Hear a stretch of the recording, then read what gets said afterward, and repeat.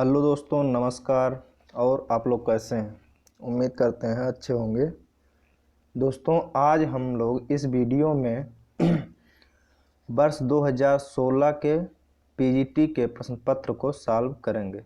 जैसा कि हमने आप लोगों से वादा किया कि जो है हम इसमें आप लोगों को इस सीरीज में पिछले वर्षों के जो आए हुए प्रश्न पत्र हैं उसको सॉल्व करवाएंगे। उसके साथ साथ आप लोगों को व्याख्यात्मक लेक्चर वीडियो भी प्रोवाइड करवाएंगे।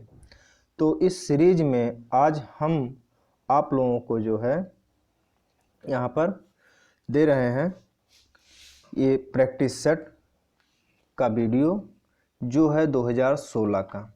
ठीक है दोस्तों, तो इसको जो है हमने शिल्पी से लिया है। आप लोगों को हमने बताया था कि शिल्पी या फिर एजीपी या फिर यूथ का या घटना चक्र का किसी का ले लीजिए, उसी से सॉल्व करिए। तो हम आज यहाँ पर जो है शिल्पी के इसको लेकर के सॉल्व करवा रहे हैं।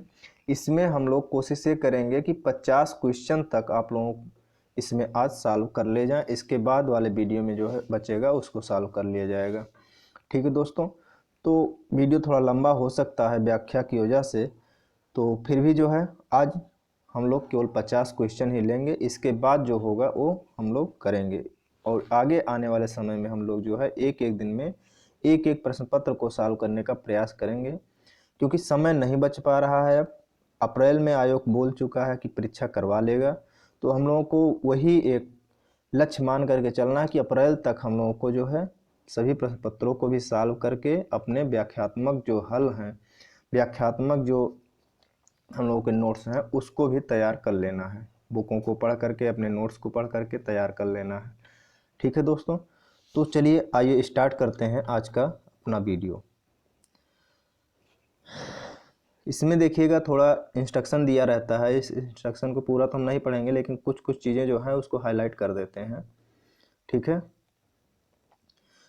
बाकी सभी में वही रहता है जो इसमें दिया गया है। इसमें दिया है इन्होंने जो है कि अभ्यर्थी अपना अनुक्रमांक केवल आवरण पृष्ठ तथा प्रश्न पुस्तिका के साथ दिए गए उत्तर पत्रक के निर्दिष्ट स्थान पर ही लिखेंगे, अन्यत्र कहीं नहीं लिखेंगे। ठीक है, इसके अलावा इन्होंने एक इंस्ट्रक्शन दिया है, ये आपके लिए बहुत ज़्यादा इम्पॉर्टेंट है दोस्तों। इसमें इन्होंने कहा है कि अभ्यर्थी जो है अपने प्रश्न पत्र को अच्छे से पढ़ लें। उसमें यदि कोई चीज़ छूटा हुआ है, कोई प्रश्न नहीं है, तो वो अपना बदल लें प्रश्न पुस्तिका। अन्यथा अगर 10 मिनट बीत जाएगा उसके बाद अगर आप कहते हैं तो आपको दूसरी प्रश्न पुस्तिका जो है आपको नहीं दी जाएगी। ठीक है, तो इस तरह से इनका इंस्ट्रक्शन है। दूसरी चीज़ इसमें है नकारात्मक अंक नहीं दिए जाते हैं इसमें, इस प्रश्न पत्र में आपको जो है इसमें, यानी कि आपका पीजीटी में आपका नकारात्मक अंक नहीं होता है। ठीक है दोस्तों, तो एक चीज़ आपको क्लियर हो गया। दूसरा चीज़ इसमें आपके प्रश्न पत्र में कितने क्वेश्चन होते हैं, वो है आपका 125 क्वेश्चन। ठीक है दोस्तों, कितना क्वेश्चन? 125 क्वेश्चन आपका होता है इसमें। तो आगे चलते हैं। बाकी इसमें सब कुछ वही चीज़ें दिए गए हैं जो अन्य एग्जाम में दिए जाते हैं। तो देखते हैं आज का पहला क्वेश्चन। ठीक है मित्रों, चलिए। करेवा अच्छी तरह से जाने जाते हैं, किसके लिए जाने जाते हैं? करेवा आप लोगों को पता होगा कश्मीर में मिलता है, करेवा जो होते हैं। और ये सेब की कृषि के लिए, ये सेब की कृषि के लिए नहीं होते हैं, केला की कृषि के लिए भी नहीं होते हैं, अंगूर की कृषि के लिए भी नहीं होते हैं, केसर की कृषि के लिए होते हैं। ठीक है मित्रों, तो इसमें होगा केसर की कृषि के लिए। करेवा के बारे में हम लोग जान लेते हैं थोड़ा सा। करेवा कश्मीर घाटी के झील निक्षेप हैं। इसमें हिमानी के मोटे निक्षेप हैं। निक्षेप तथा हिमोड़ों के अंदर अन्य पदार्थ भी पाए जाते हैं। जम्मू कश्मीर राज्य में पीर पंजाल श्रेणी के पार्श्वों पर 1500 से 1850 मीटर की ऊंचाई पर मिलने वाले झीलीय निक्षेपों को करेवा के नाम से जाना जाता है। ठीक है मित्रों, तो इस तरह से आपका ये करेवा का क्वेश्चन हो गया। करेवा में ही केसर की अच्छी कृषि की जाती है। ठीक है, जो कि कश्मीर के एक तरह से आय का सबसे बड़ा स्रोत है। अब इसमें हम लोग देखते हैं दूसरा क्वेश्चन। पृथ्वी की सतह पर मौसम परिवर्तन के लिए उत्तरदायी कारकों की पहचान कीजिए। दूसरे क्वेश्चन में है कि कौन कौन से कारक हैं जो पृथ्वी की सतह पर मौसम में परिवर्तन लाते हैं। इसमें पहला दिया है इन्होंने पृथ्वी की घूर्णन, यानी कि अपने अक्ष पर ही ऐसे घूमती रहती है जो, तो ये नहीं है क्योंकि इससे दिन रात होती है। ठीक है। दूसरा पृथ्वी का परिक्रमण, यानी कि किसी एक के केंद्र के चारों ओर घूमना, यानी कि सूर्य के चारों ओर घूमना, ये है। दूसरा है पृथ्वी का अपनी धुरी पर झुकाव, यानी कि इस तरह का जो झुकाव है 23.5 डिग्री का, ये वाला कारक, तो ये भी कारक सही है। सूर्य का घूर्णन, सूर्य का घूर्णन से पृथ्वी पर कोई ऐसा प्रभाव नहीं है, तो ये नहीं है, ये नहीं है, यानी कि 2 और 3 यानी कि बी। तो चलिए देखते हैं, इसमें बी वाला ही है। ठीक है दोस्तों। इसके बाद हम लोग देखते हैं क्वेश्चन नंबर 3। क्वेश्चन नंबर 3 में दिया गया है सागर तल पर वातावरण द्वारा कितना दबाव डाला जाता है, यानी कि समुद्र तल पर इन्होंने एयर प्रेशर पूछा है, तो वो आप लोगों को पता है 1013.25 मिलीमीटर होता है, मिलीबार। इसके बाद चलते हैं चौथे क्वेश्चन पे। इसमें इन्होंने जो दिया है वो है निम्नलिखित में से कौन सा दक्षिण पश्चिम मानसून की शुरुआत करता है। एल नीनो, क्या आप लोगों को लगता है एल नीनो होगा? नहीं होगा। क्यों? क्योंकि एल नीनो जो है हर वर्ष नहीं आता, और जबकि हमारे यहाँ मानसून जो होता है दक्षिण पश्चिम वो हर वर्ष होता है, तो यानी एल नीनो नहीं है। उपोष्ण कटिबंधीय पश्चिमी धाराएं, उप उष्ण कटिबंधीय पश्चिमी धारा जो होती है ये 30 के बाद होती है, यानी 30 के बाद 60 के लगभग में, और इस तरह से 30 के बाद 60 के लगभग में जो होगा वो क्या होगा, ये आपका इंडिया के क्षेत्रफल के बाहर होगा। इंडिया का जो है वो 37 तक ही है। ठीक, तो ये एल नीनो नहीं है, उपोष्ण कटिबंधीय पश्चिमी धाराएं भी नहीं है, ध्रुवीय अग्र भी नहीं है, उष्ण कटिबंधीय पूर्वी धाराएं हैं। अब आपको बताते हैं उष्ण कटिबंधीय पूर्वी धाराएं कैसे क्या है। ये आपकी पृथ्वी जो है इस तरह से आपका भूमध्य रेखा है, और इस तरह से आपका 30 डिग्री तक की लाइन होती है। ठीक है दोस्तों। तो जो इधर से इधर की तरफ आती हैं ये क्या होती हैं, उपोष्ण कटिबंधीय पूर्वी धाराएं होती हैं, पूरब से आ रही हैं। अब ये धारा जो दक्षिण से आने वाली होती है, जब यहाँ पे आती है और सूरज जब उत्तरायण होता है तो लो प्रेशर इधर की तरफ बनता है, उत्तरी गोलार्ध में। अब इधर से जो होता है क्या कि जब ये धारा यहाँ तक आती है विषुवत रेखा तक, तो विषुवत रेखा पे आने के बाद जो होती है, जैसे उत्तरी गोलार्ध में प्रवेश करती है, तो फेरल के नियम के अनुसार यह अपने इस साइड में मुड़ जाती है। जब इस साइड में मुड़ जाती है तो आपको पता होगा कि यहीं पर आपका इंडिया भी है। ठीक, तो ये इंडिया की तरफ ही प्रवेश करने लग जाता है, इससे जो है आपका दक्षिण पश्चिम मानसून सक्रिय हो जाता है। ठीक है, तो चलिए आगे चलते हैं।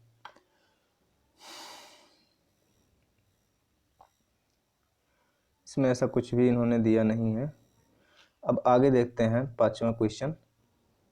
पांचवा क्वेश्चन दिया गया है इसमें कि चंदन सामान्यतः कहाँ पाया जाता है, उष्णकटिबंधीय सदाबहार वन में। तो सदाबहार वन में नहीं पाया जाता है। सदाबहार वन मतलब जो है भूमध्य रेखीय जो सदाबहार वन होते हैं, वर्षा अधिक होती है, वर्षा अधिक वाले क्षेत्र में नहीं पाए जाते हैं।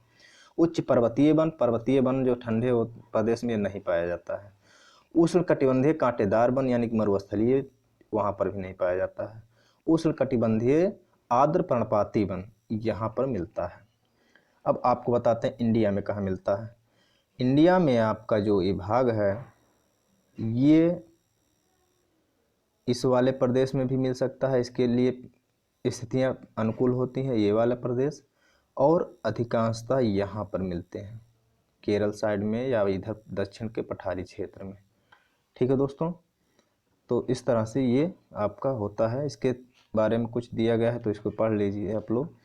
चंदन सामान्यतः उष्णकटिबंधीय आर्द्र पर्णपाती वनों में पाया जाता है। चंदन सामान्यतः जो है 100 से 200 सेंटीमीटर वर्षा वाले क्षेत्रों में मिलते हैं। ठीक है दोस्तों, मुख्य क्षेत्र सह्याद्री के पूर्वी ढलान, प्रायद्वीप के उत्तर पूर्वी पठारी भागों या शिवालिक श्रेणी के भाभर और तराई क्षेत्र होते हैं। ठीक है, तो इस तरह से इस क्षेत्र में ये पाए जाते हैं। आगे चलते हैं। फसल के लिए उपयुक्त बनाने के लिए किस प्रकार की मिट्टी का इलाज जिप्सम से किया जाता है। ठीक है, तो इसमें आप लोगों का जिप्सम से जो किया जाता है इलाज वो आप लोगों को पता होगा, जो गांव से हैं, खेती वगैरह करते हैं। तो यानी जो ऊसर होता है, इसे बांगर बोलते हैं, जहाँ पर रेह वगैरह होती है इस तरह से, तो वो मिट्टी जो होती है वो शुद्ध करने के लिए जिप्सम का उपयोग किया जाता है। तो वो कैसा होता है, अम्लीय होता है, क्षारीय होता है, इस तरह से देखिए, क्षारीय मृदा जो होती है उसके लिए किया जाता है। जलाक्रांति यानी कि जहाँ पे जल बहुत ज़्यादा होता है उसके लिए नहीं होती, अम्लीय भी नहीं होती है, और अतिरिक्त मृदा के साथ मिट्टी वाला भी ये क्षेत्र भी नहीं है। ठीक है, तो व्याख्या आप लोग पढ़ लीजिएगा, इसमें कुछ है नहीं खास। आगे देखते हैं 7वां क्वेश्चन। कौन सा लौह और इस्पात संयंत्र जर्मनी के सहयोग से स्थापित किया गया है। दोस्तों ये बहुत इंपॉर्टेंट है, बार बार पूछा जाता है हर क्वेश्चन, मतलब इसमें हर आयोग के द्वारा ये क्वेश्चन उठाया जाता है कि कभी कभी ये पूछ लिया जाता है कि यह संयंत्र किसके द्वारा लगाया गया, कभी कभी पूछा जाता है कब लगाया गया, कभी पूछ लेते हैं कि किस जगह पे लगाया गया, किस प्रदेश में।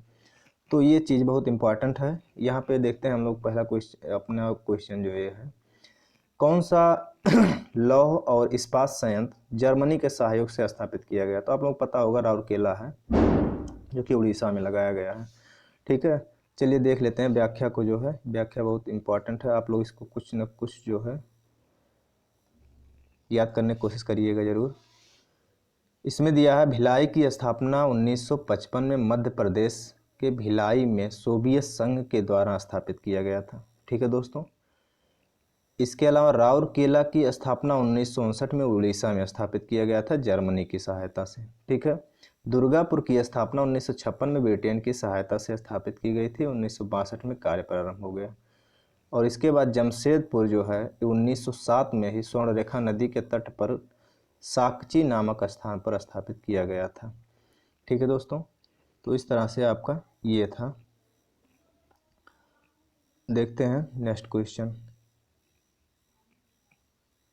अब आप लोगों का क्वेश्चन है 8वां क्वेश्चन है, भारत में किस राज्य में सबसे बड़ा सिंचाई क्षेत्र है। तो ये हर किसी को पता है, उत्तर प्रदेश में सिंचित क्षेत्र। ठीक है, इसकी व्याख्या देख लेते हैं थोड़ा सा। इसमें है आपका उत्तर प्रदेश, राजस्थान, पंजाब, आंध्र प्रदेश, ये जो क्षेत्र हैं ये सर्वाधिक सिंचित वाले क्षेत्र हैं, यानी कि उत्तर प्रदेश के बाद राजस्थान और उसके बाद जो है पंजाब, आंध्र प्रदेश। जबकि सर्वाधिक असिंचित क्षेत्रों में देखा जाए तो महाराष्ट्र है और राजस्थान है। ठीक है, और सबसे अधिक नहरों द्वारा सिंचाई अगर देखा जाए तो भी उत्तर प्रदेश पहले स्थान पर है, इसके बाद राजस्थान है, इसके बाद फिर आंध्र प्रदेश। यानी कि राजस्थान जो है अपना सेकंड स्थान ये कायम रखा है हर जगह पे। ठीक है, चलिए देखते हैं नेक्स्ट क्वेश्चन। 9वां का क्या आंसर होगा, आप लोग बताइए। कौन सा राज्य थोरियम का सबसे बड़ा उत्पादक है। केरल, बिहार, उड़ीसा, मध्य प्रदेश। तो ये है केरल। ठीक है दोस्तों, इस तरह से आपका ये जो है थोरियम में अगर देखा जाए तो ये विश्व का सबसे बड़ा जो है उत्पादक देश है भारत, जो कि केरल के पहाड़ी क्षेत्रों में मिलता है। ये मोनोजाइट के रूप में मिलता है, जिससे पृथक किया जाता है। ठीक है दोस्तों, तो आगे देखते हैं नेक्स्ट क्वेश्चन। नेक्स्ट क्वेश्चन हम लोगों का है, निम्नलिखित कथनों पर विचार कीजिए। 2001 से 11 के दौरान जो केरल की आबादी थी इसमें महिलाओं का अनुपात बढ़ा है। तो ये बात सही है। इसके अलावा उसी दशक के दौरान 6 साल और उससे कम आयु वर्ग के लिंग अनुपात में राज्य में गिरावट देखी गई है। तो यह भी बात सही है। ठीक है, यानी कि 1 और 2 दोनों। ठीक है, तो व्याख्या देख लीजिए। लिंगानुपात कितना था 2011 में, 184।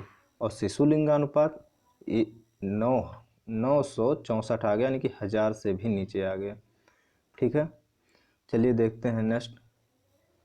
डूरंड रेखा कौन से देशों को अलग करती है? हर किसी को पता है, भारत पाकिस्तान। ये भारत अफगानिस्तान के बीच में ये लाइन खींची गई थी जब पाकिस्तान का निर्माण नहीं हुआ था, यानी कि भारत का विभाजन नहीं हुआ था, उसके पहले ही। प्रेजेंट टाइम में अगर देखा जाए तो ये डूरंड रेखा जो है सर्वाधिक लाइन क्लियर करती है पाकिस्तान और अफगानिस्तान के बीच में। भारत और अफगानिस्तान के बीच में जो ये लाइन क्लियर करती है वो थोड़ी बहुत है, वो भी अगर देखी जाए तो वहाँ तक इंडिया की पहुँच अभी प्रेजेंट टाइम में नहीं है, क्योंकि पीओके से ही वो बॉर्डर लगता है, पीओके पर कब्जा पाकिस्तान का है। फिर भी माना यही जाता है भारत और अफगानिस्तान के बीच में ये लाइन जो है ये 70-72 किलोमीटर की ये क्लियर होती है, तो इसलिए वो माना जाता है भारत और अफगानिस्तान के बीच में भी। ठीक है, तो व्याख्या आप लोग पढ़ लीजिएगा, इसकी ना करिएगा। आगे देखते हैं।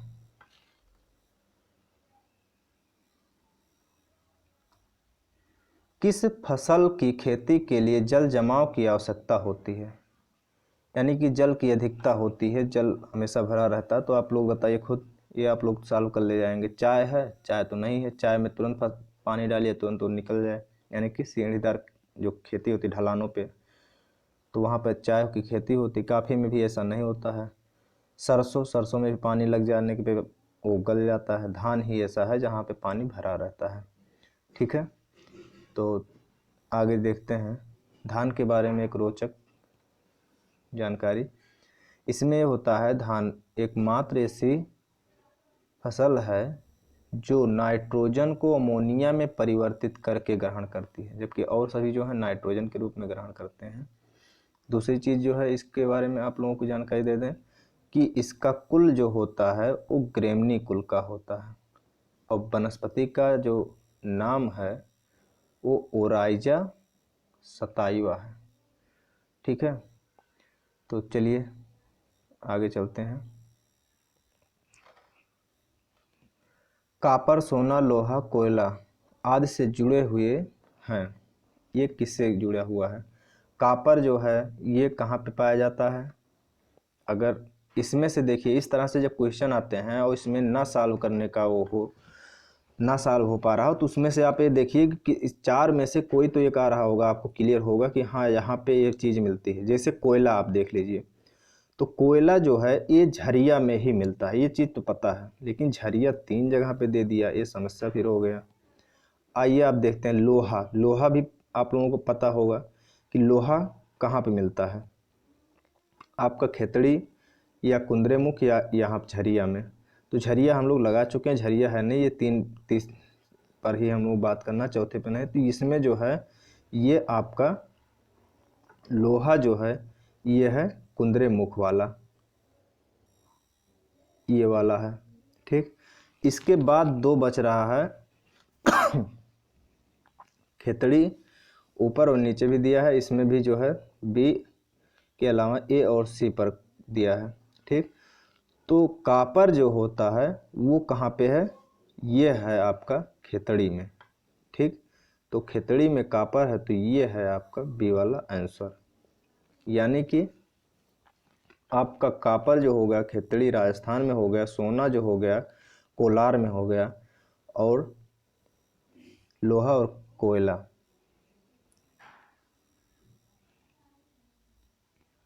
सघन सन्निवेश बसाव पाया जाता है, यानी सघन बस्ती पाया जाता है कहाँ पर? रेगिस्तानी क्षेत्रों में तो नहीं मिलता, पर्वतीय क्षेत्रों में भी नहीं मिलता, सागर तटीय क्षेत्रों में भी नहीं मिलता, जलोढ़ मैदान में हाँ यहाँ पे मिलता है। क्यों? क्योंकि आप लोगों को पता होगा कि यूपी में, बिहार में, पश्चिम बंगाल में कितना बढ़िया जनसंख्या का घनत्व है। इस हिसाब से अगर देखा जाए तो राजस्थान में उतना नहीं है। क्यों? क्योंकि यहाँ पे बहुत अच्छी उपज होती है, उपज जब होती है तो लोगों को खाने की हर तरह से सुविधा होती है। ठीक, तो यहाँ पर लोगों का बसाव भी बढ़ता चला जाता है, जनसंख्या भी बढ़ती चली जाती है। ठीक, तो आप लोग जो है ये व्याख्या पढ़ लीजिएगा। इसके अलावा है निम्नलिखित वनों में से एक में बबूल और बावाड़ पेड़ पाए जाते हैं। तो बबूल और बावाब, बबूल आप लोग अगर देखेंगे तो बबूल कहाँ पे मिलता है? टुंड्रा मिलेगा, टुंड्रा में नहीं मिलेगा, ये शीत है क्षेत्र, तो ये भी कट जाएगा। इसके अलावा सवाना घास का मैदान होता है। ज्वारीय वनों में, ज्वारीय वन में तो नहीं मिलता, सुंदरबन जैसे क्षेत्र में ज्वारीय वन है। सवाना वाला क्षेत्र जो होती है, यहाँ पे बड़ी बड़ी घासें मिलती हैं। ठीक है दोस्तों, तो इन घास क्षेत्रों में कहीं कहीं ये वृक्ष भी मिलते हैं, एक एक वृक्ष, तो वहाँ पर ये जो बबूल वगैरह जो होते हैं ये पाए जाते हैं। तो इस तरह से ये भाग है आपका। ठीक, तो आप लोग जो है वीडियो रोक करके इसको पढ़ लिया करिएगा ज़रूर। आगे देखते हैं। खगोलविदों के अनुमान के अनुसार ब्रह्मांड में आकाश गंगाओं की लगभग कुल संख्या कितनी है? तो ये 100 से 200 अरब लगभग है। ठीक है दोस्तों, 100 से 200 अरब के आसपास है। अब आप लोग इसमें देख लीजिएगा थोड़ा सा व्याख्या। ब्रह्मांड में लगभग 100 अरब आकाश गंगाएं हैं। आकाश गंगा असंख्य तारों का एक विशाल पुंज होता है, जिसमें एक केंद्रीय वलय तथा 3 घूर्णनशील भुजाएं होती हैं। बल्ज आकाश गंगा के केंद्र को कहा जाता है। यहाँ तारों का संकेंद्रण सर्वाधिक होता है। प्रत्येक आकाश गंगा में लगभग 100 अरब तारे होते हैं। ठीक है मित्रों, आगे है एंड्रोमेडा हमारी आकाश गंगा की सबसे निकट की आकाश गंगा है, जो हमारी आकाश गंगा से 2.2 मिलियन प्रकाश वर्ष की दूरी पर स्थित है। ठीक है, इसके अलावा है हमारी आकाश गंगा को मंदाकिनी कहते हैं। इसकी आकृति सर्पिलाकार है। ये बहुत बार पूछा गया, इसलिए हमने जो है अलग हाईलाइट कर दिया है। ठीक है दोस्तों, आगे चलते हैं। निम्नलिखित कथनों का परीक्षण कीजिए और नीचे दिए गए कोड के अनुसार अपना सही उत्तर का चयन कीजिए। अब इसमें जो दिया है इन्होंने, इसको देखिएगा। सौर मंडल के सभी ग्रहों की संरचना भिन्न होती है, यानी कि भिन्न भिन्न होती है। ये बात तो सही है। ग्रहों की संरचना सूर्य से दूरी से संबंधित प्रतीत होती है। ग्रहों की संरचना जो होती है वो सूर्य से जो दूरी है उससे संबंधित प्रतीत होती है। तो दूरी से तो बहुत ज़्यादा ऐसा नहीं लगता है। बहरहाल देखते हैं कि इसका आंसर क्या है। इसमें ए और बी दोनों सही लग रहा है। वैसे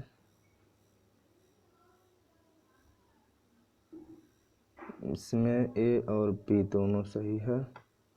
आगे देखते हैं।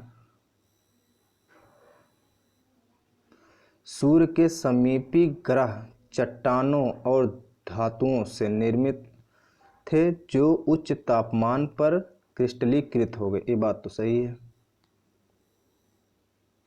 और बाह्यतम ग्रह तत्वों से बने थे, जो उच्च तापमान पर ठोस में बदल चुके हैं। बाह्यतम ग्रह जो थे वो तत्वों से बने थे और जो उच्च तापमान पर ठोस में बदल गए। ये उच्च तापमान पर ठोस में नहीं बदले हुए हैं। ठीक है, वहाँ पर ये तापमान तो वहाँ पे कम होता है बाह्य ग्रह। जैसे आप लोग देख रहे होंगे कि 8 ग्रहों में कौन कौन से ग्रह हैं। आपका ए हो गया सूर्य हो गया, सूर्य के बाद बुध, शुक्र, पृथ्वी, मंगल, बृहस्पति, शनि, अरुण, वरुण। ठीक है, तो इस तरह से आपका ये जो 4 ग्रह अंदर के हैं, बुध, शुक्र, पृथ्वी, मंगल तक, ये आंतरिक ग्रह होते हैं, और जबकि इधर वाले जो होते हैं बाह्य ग्रह कहे जाते हैं। ठीक है, तो बाह्य ग्रह के बारे में इन्होंने कहा है कि ये जो है अधिक ताप के कारण जो इतने ठोस हो गए हैं, तो ये बात गलत है। ठीक है, यानी कि 1 से 3 तक सही है। आगे देखते हैं। ये व्याख्या आप लोग पढ़ लीजिएगा। व्याख्या को अगर पढ़ा जाएगा तो टाइम बहुत ज़्यादा हो जाएगा। ठीक है दोस्तों, तो देखते हैं नेक्स्ट क्वेश्चन। निम्नलिखित कथनों की जांच कीजिए और नीचे दिए गए कोड का इस्तेमाल करके सही उत्तर का चयन कीजिए। सूर्य की सतह पर मौजूद काले धब्बों को सन स्पॉट कहा जाता है। ये बात सही है। सन स्पॉट अंधेरे क्षेत्रों के रूप में दिखाई देते हैं क्योंकि वे अपने आसपास के वर्णमंडल से लगभग 1500 डिग्री सेल्सियस ठंडे होते हैं। ये भी बात सही है। एक अकेला सनस्पॉट कुछ दिनों से कुछ महीनों तक रह सकता है। ये बात सही है। दिखाई देने वाले सनस्पॉटों की संख्या 11 साल के चक्रीय क्रम में घटती बढ़ती है। ये भी बात सही है। यानी कि सभी सही हैं लगभग। ये यहाँ पे आप लोग देखिएगा, डी वाला सही है। ठीक है दोस्तों, तो ये वाला आप लोग पढ़ लीजिएगा।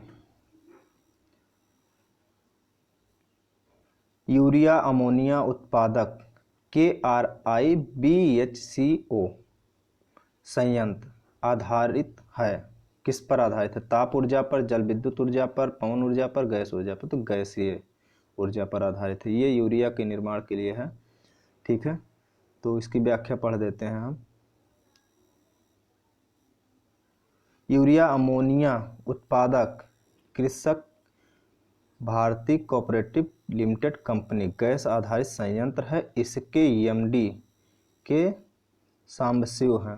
इस संस्था ने अब तक FIA का 3 बार पुरस्कार जीत चुका है। ठीक है, तो FIA जो है एक 3 बार पुरस्कार जो FIA का जीत चुके हैं। FIA का मतलब होता है फर्टिलाइजर एसोसिएशन ऑफ इंडिया का जो है इन्होंने पुरस्कार जीता है। तो उसका जो है ये 3 बार पुरस्कार जीत चुके हैं। इस प्रकार भारत की प्रथम जल विद्युत परियोजना कर्नाटक के शिवसमुद्रम में 1902 में प्रारंभ की गई थी। वर्तमान में भारत में अनेक जल विद्युत परियोजनाएं कार्यरत हैं। अरुणाचल प्रदेश में सुबनगिरी है, सुबनगिरी लिखा है इन्होंने, निर्माणाधीन देश की सबसे बड़ी जल विद्युत परियोजना है। ठीक है दोस्तों, तो ये आप लोग देख लीजिएगा।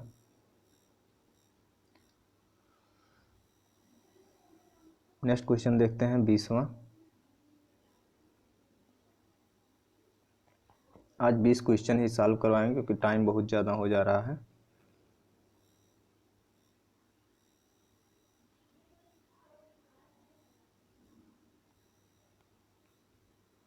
यह किसका कथन है?